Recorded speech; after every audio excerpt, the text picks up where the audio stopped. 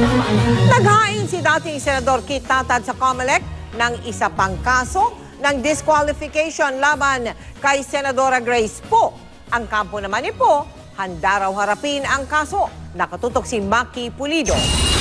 Petition for disqualification. Ang pangalawang disqualification case laban kay Senator Grace Poe, inihain ni dating Senador Kit Tatad sa COMELEC. Sa kanyang petisyon, sinabi ni Tatad na hindi pwedeng kumandidato sa pagkapangulo si Poe. Hindi umano siya pasok sa requirement na pagiging natural-born citizen dahil walang katiyakan kung Pilipino nga ang kanyang tunay na mga magulang. Gayon din, 9 na taon at 5 buwan pa lang daw siya naninirahan sa Pilipinas bago mag-eleksyon, kaya't kulang sa 10 taong period of residence na itinakda ng saligang batas. These are constitutional grounds. The grounds of lack of citizenship, natural-born status, and failure to reach the 10-year residency requirement under the Constitution. Si Attorney Manuelito Luna na abogado ni Tatad, siya ring abogado ni Rizalito David ang naunang naghain ng kaso para ma-disqualify naman si Poe sa pagiging senador.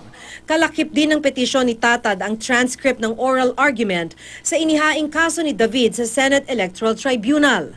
Si David ay tumatakbo rin para sa pagkapangulo sa 2016. Humihingi pa kami ng reaksyon ni Poe pero ayon sa kanyang tagapagsalita, ang petisyon ay bahagi daw ng mga hakbang para ikondisyon ang isip ng publiko na madidiskwalipika ang senadora. Handa raw si Poe na harapin ang mga kasong ito. Pero giit ni Tatad, wala siyang ibang motibo sa pagsasampa ng kaso kundi ang paglabag umano ni Poe sa saligang batas. The law is the law.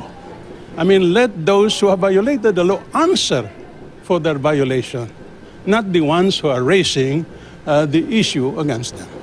Sabi naman ng COMELEC, susubukan nilang marisolba ang mga kaso sa lalong madaling panahon. Maki Pulido, nakatutok, 24 oras.